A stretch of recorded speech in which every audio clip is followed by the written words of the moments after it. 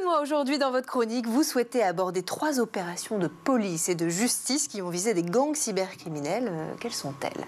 Eh bien, ce sont des opérations qui se sont déroulées récemment, fin octobre, début novembre. La première, c'est l'opération Magnus. On en a rapidement parlé lors du live que l'on avait eu sur Educatech. La deuxième, c'est Taken Down, qui a été menée notamment par la police italienne. Et la troisième, c'est l'opération Serengeti, qui a coordonné différentes forces de l'ordre en Afrique et qui a mené à l'arrestation de très nombreux individus. Tout ça, ça a des noms de films et ça pourrait même peut-être sans doute faire de très bons films. Alors pourquoi aborder justement dans votre chronique ces opérations, Benoît ? Ça montre que la coopération internationale entre les forces de l'ordre et la justice fonctionne. 2, qu'il n'y a pas d'impunité sur Internet, même si c'est un monde soi-disant virtuel.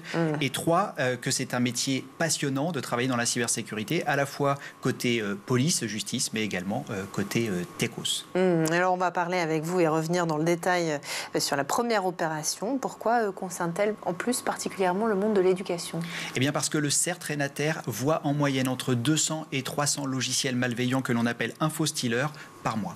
Alors justement, pour celles et ceux qui, comme nous, ne connaissent pas forcément le CERT Renater, est-ce que vous voulez bien nous donner une petite présentation, définition ? Oui, le CERT, c'est Computer Emergency Response Team en anglais. Ça veut dire que ce sont des hommes et des femmes qui luttent contre les menaces, mais qui également visent à informer. Et Renater, c'est le réseau numérique qui relie notamment l'université et la recherche. Alors, je vous laisse, merci, avec cette définition, reprendre justement pourquoi cette opération elle concerne le monde de l'éducation.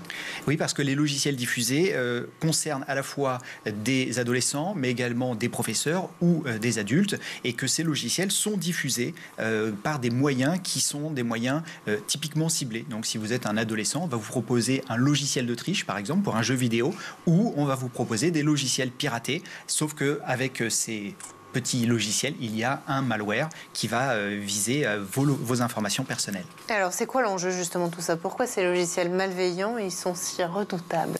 Eh bien, ils sont redoutables parce qu'ils volent vos logins, vos mots de passe, mais également des cookies de session, c'est-à-dire que ce sont des cookies, comme les cookies marketing que l'on accepte ou pas avec le RGPD, mais qui prennent l'authentification, c'est-à-dire qu'ils vous permettent d'être authentifié. Et si je vous vole un cookie de session, ça veut dire que moi, avec mon navigateur, je peux me connecter à votre place. Effectivement. Alors, on va revenir à l'opération. Comment elle s'est déroulée, justement ?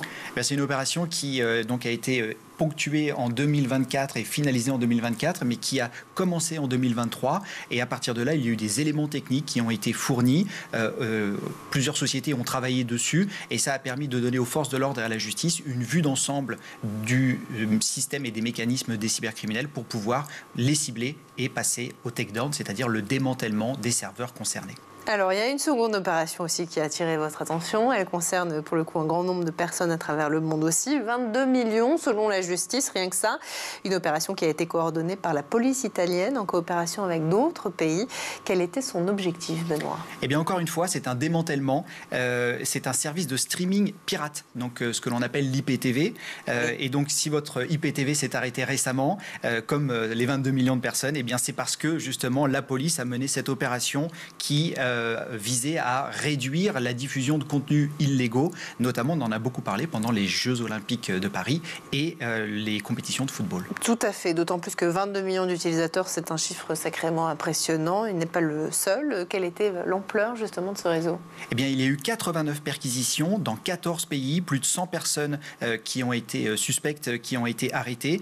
Ce groupe générait 250 millions d'euros de revenus mensuels.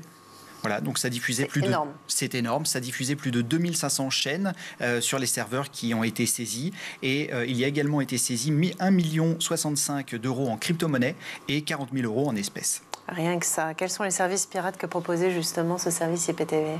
Eh bien, tous ceux que l'on aurait tendance à regarder, les plus communs, à la fois Sky, DAZN, Mediaset, Amazon Prime, Netflix, Disney+, et aussi Paramount. Ce qui a, pour les ayants droit, représenté un dommage d'à peu près à 10 milliards d'euros.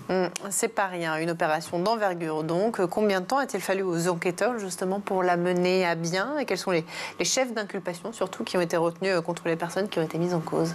C'est là que l'on voit que ce sont des opérations d'envergure. Il a fallu plus de 2 années d'enquête. Et en ce qui concerne les chefs d'inculpation, eh bien, forcément, on est sur de la fraude aux ayants droit et blanchiment d'argent également. La troisième opération est nommée Serengeti. Elle a été menée sur le continent africain pour le coup. Le résultat est également impressionnant. Plus de 1000 suspects arrêtés. Vous nous en donnez les détails? Oui, et d'ailleurs, ces 1000 suspects ont visé plus de 35 000 victimes pour un montant qui s'estime à 193 millions de dollars. Donc c'est vraiment quelque chose qui est colossal. Et ce que faisaient ces groupes, parce que c'était une sorte de nébuleuse, eh bien, c'était notamment de la fraude à la carte bancaire, mais également de l'extorsion et des escroqueries en tout genre. Je vous laisse le mot de la fin, la conclusion, Benoît. Oui, j'aurais tendance à dire, venez dans la cybersécurité, participez à des opérations si vous cherchez un métier passionnant. Il y a toujours à faire, à la fois côté police, justice, mais également côté privé, défenseur. Ça, c'est sûr, effectivement, et vous nous le rappelez régulièrement. Merci beaucoup, Benoît, en tout cas.